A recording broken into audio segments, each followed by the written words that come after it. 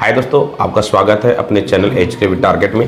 दोस्तों आज हम आपके साथ रूबरू होंगे UPP 2024 दोस्तों जो आई है उसके परिप्रेक्ष्य में कि अगले 20-25 दिन जो दोस्तों बचा है उसमें कैसे सिलेक्शन लिया जाए, उसी की कड़ी में दोस्तों आज हम डिस्कस करेंगे। इनका नाम दोस्तों विकास यादव है। अभी मैं इनसे आपका इंट्रोडक्शन कराऊंगा कि इन्होंने किस बुक से तैयारी की, क्या इनका पढ़ने का लक्ष्य दोस्तों था। दोस्तों हर लड़का तैयारी करता है आजकल। दोस्तों जो क्या है कि 90% लड़का सीरियसली तैयारी करता है, लेकिन सबका नहीं हो पाता। क्या उनमें रीजन रहा है, उनका कैसे सिलेक्शन हुआ, इन्हीं सब दोस्तों चीज़ों हम डिस्कस करेंगे।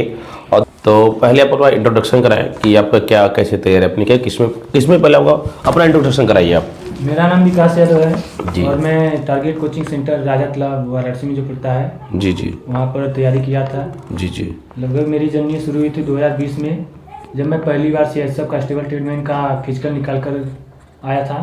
तो उसमें से मेरी तैयारी शुरू थी। अब जाकर फिर दोबारा पहली बार में नहीं हुआ सर, जी जी। फिर दोबारा जब CSF कांस्टेबल आया तो पुनः वो चॉइस वापस आया, इसको मैंने बनाया। अच्छा, आपको किस में इधर फाइनल सिलेक्शन आपका हुआ है?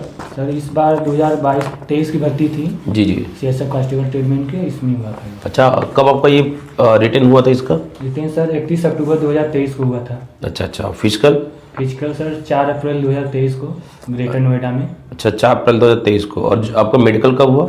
मेडिकल सर 18 जनवरी 2024 को हुआ। अच्छा, तो उसी समय आपको सीधे हाथों हाथ ज्वाइनिंग दे दिया गया इनका दोस्तों? वहाँ पर मेडिकल पूरा हुआ और हमको हाथों हाथ ज्वाइनिंग दी। अच्छा, क्या आपको दिल्ली पुलिस में निकला था क्या इसके पहले जो आपका 2023 के रिटर्न एग्जाम हुआ था? दिल्ली पुलिस में भी निकला था सर, लेकिन दोनों मेडिकल और फिजिकल एक दिन ऊपर जाने के कारण मुझे चॉइस करना पड़ा कि अच्छा पहले मेडिकल करा लिया जाए। अच्छा, तो दिल्ली पुलिस में कितना नंबर आपका आया था? Sir 78 number. अच्छा, 78 नंबर रहा मार्क आपको टोटल करके आया था ओवरऑल। अच्छा, ये मुझे बताइएगा कि आपका हो गया। ये मुझे बताइए कि आपने जैसे एक बच्चों माहौल होता है, आपके आर्थिक पढ़ाई मतलब कैसे जुड़े, कैसे कोचिंग बारे में पता चला कि ये फला कोचिंग यहाँ पर है, क्या कोचिंग का हम लोग एक है बताएं, उसके बारे में बताएंगे। मैं 2020 में जब आया था जनवरी में फिजिकल देकर CSF कांस्टेबल ट्रीटमेंट का, उसमें पहली बार फार्म भरा था, हमें जानकारी भी नहीं थी। तो दौड़ निकाल कर आए तो हमारे बगल के ही थे मुरारी राठौर भैया जी। उन्होंने बताया कि आप घर से पढ़कर नहीं निकाल सकते हैं। अच्छा, आपको क्लास लेना होगा, कोचिंग लेना होगा इसके लिए, तब आप सेलेक्ट होंगे इसमें। जी। तो मुझे जानकारी नहीं थी, हमारे मुरारी भैया ने हमको बताया। अच्छा, मुरारी राठौर कौन है? मुरारी राठौर हमारे बगल के थे। अच्छा, जिनका RPM में वर्तमान में रेलवे RPM में ज्वाइनिंग खुला हो। जी। तो वही बताए तो हम क्या, हमारे पास इतना पैसा नहीं है, तो बोले भैया कि चलिए मैं बात कर लूँगा, जी। आप पढ़िए। उस समय हमारी फीस कम कराकर जी। उनको पढ़ने के लिए भेजा। अच्छा, आपका फीस स्ट्रक्चर क्या रहा था? जैसे कि इसलिए मैं दोस्तों पूछना चाह रहा हूँ फीस स्ट्रक्चर को लेकर, क्योंकि अभी मेरे पास बहुत दोस्तों को बच्चों का कॉल आता है, गुरुजी मेरी स्थिति खराब है, ऐसे चीज कमी समस्या है, मेरे घर पर नहीं है। क्या ये एक बात है कि क्या जो जिनके पास पैसा हो वही पढ़ सकता है? नहीं सर, नहीं, सभी पढ़ सकते हैं, फीस रहे चैनल, बस आपके पास आप गुरु को दे सके कि नहीं हम पढ़ने लायक हैं, तो गुरु आपको बिना फीस के भी पढ़ा सकते हैं हमारे। बस वही चीज, एक जुनून आपके अंदर होना चाहिए कि हाँ हम पढ़ने लगे, आपको शिक्षक फ्री ऑफ कॉस्ट पढ़ लो, हाँ उसमें आपको वो दिखना चाहिए, दिखाना पड़ेगा कि हाँ हम देंगे आपको अगर फीस नहीं दे रहे हैं तो। हाँ हम आपको रिजल्ट के रूप में अपना एक सिलेक्शन देंगे आपको। अच्छा, ये मुझे देगा कि इसमें आपका बहुत एक माहौल बना हुआ कि हम ऑनलाइन एक क्रेज फैला हुआ है। अच्छा, ऑनलाइन और ऑफलाइन में क्या डिफरेंस है, क्या बता सकते हैं? ऑफलाइन सर, क्या आपने कभी ऑनलाइन क्लास वगैरह किया? नहीं सर, ऑनलाइन नहीं कभी। अच्छा, जो लाइब्रेरी वगैरह इसमें जो माहौल है? सर आज तक हम लाइब्रेरी में कदम भी नहीं। अच्छा, लाइब्रेरी और ऑफलाइन क्लास में क्या जरूरत है? लाइब्रेरी जरूरत है बच्चों को? लाइब्रेरी जरूरत तो है सर, लेकिन उस अनुरूप ढलेंगे तब। अच्छा, ये नहीं कि बस केवल लाइब्रेरी से ही आपका सिलेक्शन हो जाएगा। अच्छा, आपको अगर 3 घंटे कोचिंग कर रहे हैं तो उसके बाद वहाँ से जो मिलेगा मटेरियल कि आपको इतना पढ़ना है, वो आप काम करिए लाइब्रेरी में जाकर। अच्छा, ये नहीं कि आप अपने मन से कुछ नहीं कर सकते बिना गाइडेंस। अच्छा, ये मुझे बताएं जैसे कि अभी हाल ही में UPP का एग्जाम आपको बच्चों को होने वाला है, लगभग 25 दिन बचा हुआ है, तो उनके लिए क्या स्ट्रेटजी होनी चाहिए? या यदि आप एक ये अच्छा मुझे बताएंगे आप पहले आपकी, फिर बात करें भी इन सब चीज़ों को लेकर मेरे पहले। जैसे कि इसमें देख रहे हैं कि हर लड़का दोस्तों तैयारी करता है और अधिकांशतः लड़के दोस्तों अपने कैरियर के लिए आज का डेडिकेट है, उनका सिलेक्शन इस पैमाने पर उनका सिलेक्शन होना चाहिए, लेकिन दोस्तों उनका फिर भी सिलेक्शन नहीं हो पाता। तो आपकी क्या पढ़ाई की स्ट्रेटजी रही, क्या कुछ बच्चों बताएंगे कि इतने 25-30 दिन जो बचा उसमें कैसे दोस्तों वो अपने आप को एक पैनीपन होता है, धारपन होता है कि अपने सिलेक्शन के लिए उनका रहे।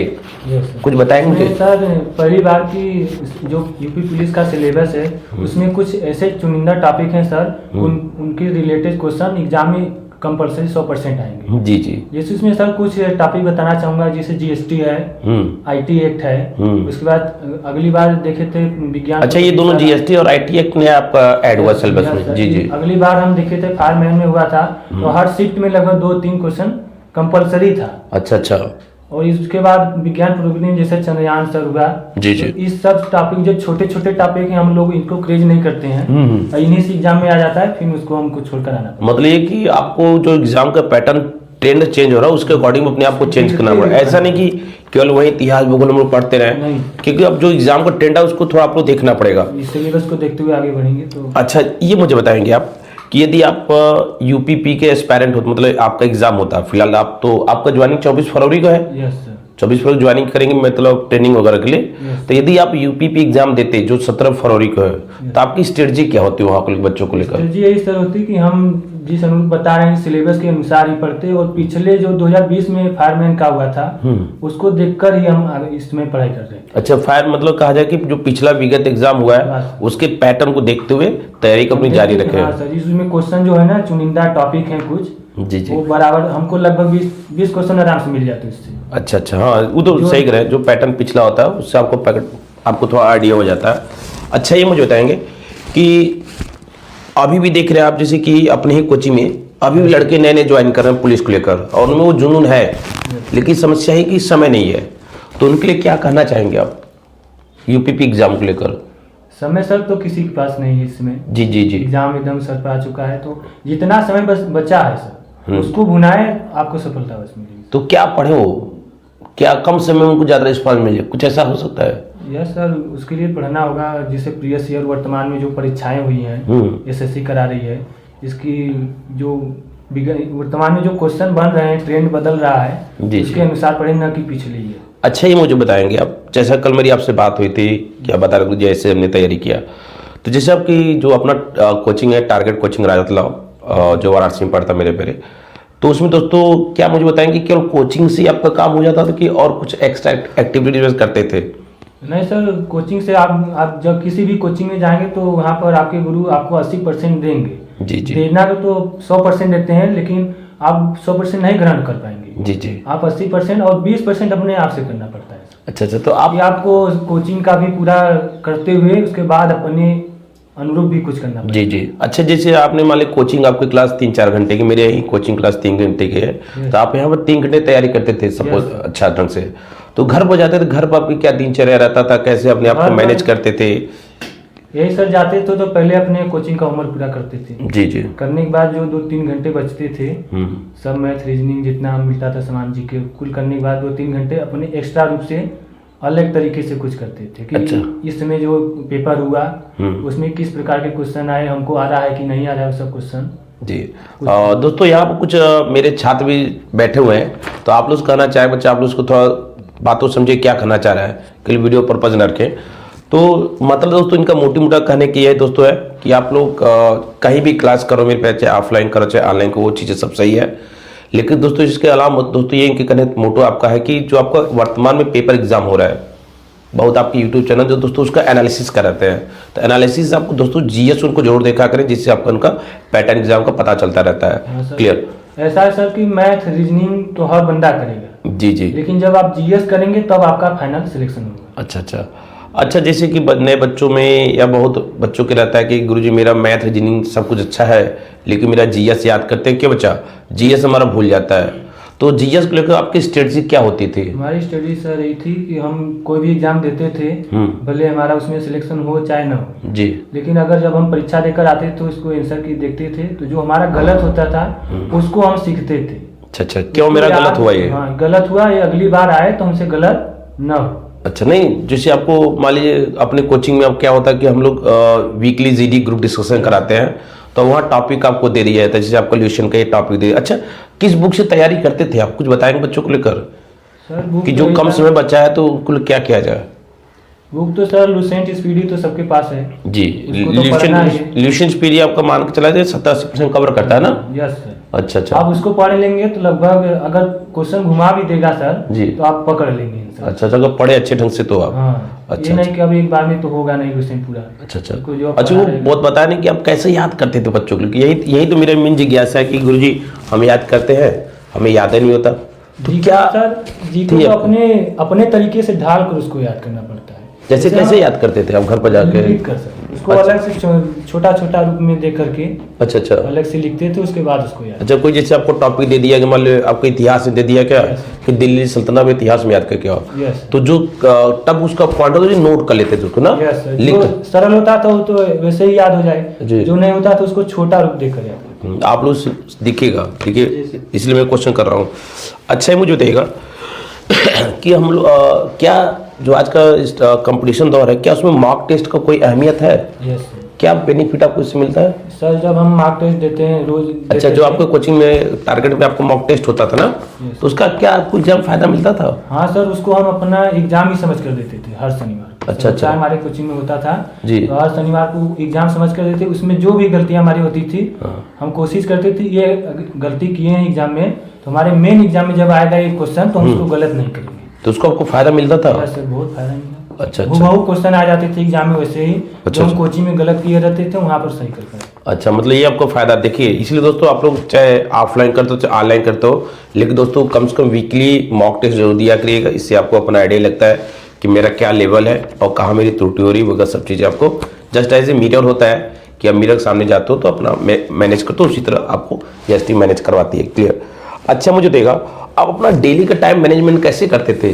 लड़के कहते हैं जैसे मैं बात करना चाहूँगा ऐसे दोस्तों को लेकर जो कुछ ग्रामीण बैग एरिया से किसान है और खेती भी करना उनको है, पढ़ाई भी करना है, और आप भी कृषक फैमिली से हैं, तो कैसे मैनेज करते? खेती का भी काम था, घर का भी काम था, पढ़ाई भी आपका था, तो कैसे मैनेज करते थे चीज़ों को लेकर? जैसे ये दोस्त मेरा देखिए छात्र जो मेरा है ये भी फार्मर बैकग्राउंड से कहता है गुरुजी ये खेत में काम था, तो आप इन सब चीज़ों को कैसे मैनेज करते थे? कुछ बच्चों बताना चाहेंगे इनके बारे में? अब आप घर पर हैं तो करना ही पड़ेगा कि खेती किसानी नहीं करेंगे चलेंगे कैसे।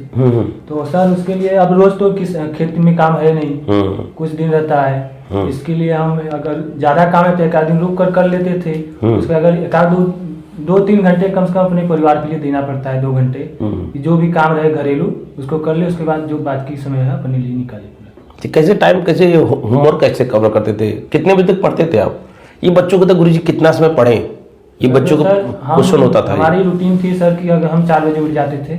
अच्छा, मॉर्निंग 4 बजे उठकर जो काम था कर लेते थे, फिर कोचिंग जाते थे, कोचिंग से आकर घर फिर जो घर का काम था कर लेते थे 1-2 घंटे, फिर 12 बजे पहुंच जाते थे पढ़ने की। हमारा रूटीन था सर जी कि हम जब तक जागेंगे तब तक पढ़ेंगे। अच्छा, ये था। भले हम 10 बजे तक जागे, 10 बजे तक पढ़ते थे आराम से, फिर 6 घंटे सोते थे। मतलब ये कहने था तो जब मौका मिले तब पढ़ो, पढ़ने को कोई टाइम टेबल नहीं कि नहीं हम रात भर पढ़ेंगे तभी हमारा सिलेक्शन होगा, हम तो कभी रात में नहीं पढ़े। अच्छा अच्छा। हम डेली 10 से 4 बजे तक सोते थे। सोना भी जरूरी है? यस सर, 6 घंटे नहीं सोएंगे अगर रात में भी जागेंगे दिन में तो पढ़ेंगे कब? अब दिमाग शांत रहे तभी चीजें आपके 5 घंटे अनिवार्य सर सोना। अच्छा, ये मुझे देगा अब अंतिम अधिकांशतः क्वेश्चन आप लोग बच्चे कुछ पूछना चाहेंगे? जैसे कि मैंने 2 छात्रों को बुलाया हुआ है, पकड़ लिया इनको कहीं से भी, तो दोस्तों मुझे एक अच्छा पढ़ने में लगा, एक बहुत अभी नॉर्मल है, तो मैं नॉर्मल बात करना चाहूँगा कि आप कुछ प्रश्न बच्चा पूछना चाहेंगे? जी सर, ये भैया से पूछना चाहते हैं कि अभी जो यूपीपी वाला एग्जाम आ रहा है 18 फरवरी को है जी जी, तो उसमें हम कैसे कम से कम समय में इतना कैसे पढ़ें कि सिलेक्शन हो सके? हाँ, बस देखिए हर लड़का चाह रहा है दोस्तों, भले वो लेट जाएगा लेकिन हर लड़का चाह रहा है कि मेरा सिलेक्शन हो जाए, हमें कुछ ऐसा मिल जाए, तो क्या आप इनको करना चाहेंगे?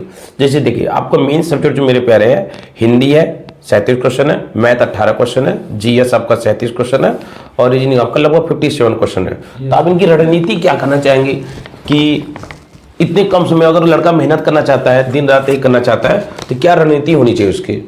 रणनीति सर हिंदी के लिए तो प्रीवियस ईयर सही है। तो कैमरा देख लिया आप? हाँ, प्रीवियस ईयर पढ़ना चाहिए। आदित्य जो पब्लिकेशन है वो हम समझते हैं कि बेस्ट बुक है। अब हिंदी के लिए क्या आप एक सब्जेक्ट को हम रणनीति क्लियर करेंगे तो दोस्त मेरे हैं उनको एकदम क्लियर हो जाएगा। हिंदी में क्या करना चाहेंगे आप? हिंदी सर यही करना चाहेंगे कि आप आदित्य पढ़िए, एक बार नहीं उसको 10 बार पढ़िए, बस एक किताब पढ़िए ना कि 10 किताब। केवल एक किताब भले आप लुसेंट पढ़िए या आदित्य पढ़िए। नहीं, अब देखिए दोस्तों, लिशन पढ़ने का आपको समय नहीं रह गया, अब तो आदित्य आपके आदित्य बेस्ट है सर। इसमें प्रीवियस ईयर रहते हैं, वो क्वेश्चन एग्जाम में आते हैं उससे। तो आदित्य में ये है कि हिंदी बस कम से कम कुछ 3-4 बार तो जरूर पढ़ ले। यस सर ना, एक एक टॉपिक जैसे हो गया कि अगर आपको पर्यायवाची है, पर्यायवाची इसमें जितने भी हैं उसको 3 बार पढ़ लीजिए। ये नहीं कि एक दिन में 3 बार, जैसे एक एक दिन में एक टॉपिक पढ़ते हुए आगे बढ़े। अच्छा। और रीजनिंग को क्या कहना चाहेंगे बच्चों को लेकर? रीजनिंग लेकिन ये था दोस्तों कि प्रीवियस पेपर हिंदी का जरूर देख लीजिएगा, क्योंकि डायरेक्टली क्वेश्चन टकरा जाते हैं, और हिंदी आपकी स्कोरिंग सब्जेक्ट आपका है तो आपके लिए इंपॉर्टेंट होता है।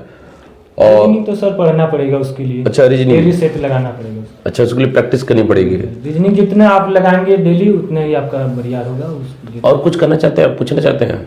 सर ये जीके जीएस वाला ये रहता है, हम लोग मॉक टेस्ट देते हैं हर संडे, मतलब सैटरडे को, मतलब उसमें फंस जाते हैं जीके जीएस में। अच्छा। हाँ, लड़कों को रहता है सर जी हमारा मैथ रीजनिंग तो बन जा रहा है, लेकिन जीके जीएस में कितनों करो। बताना चाह रहे हैं कि अगर हम बताएं अभी कि जो गलत हुआ क्वेश्चन उसको तो पहले याद करेंगे ही।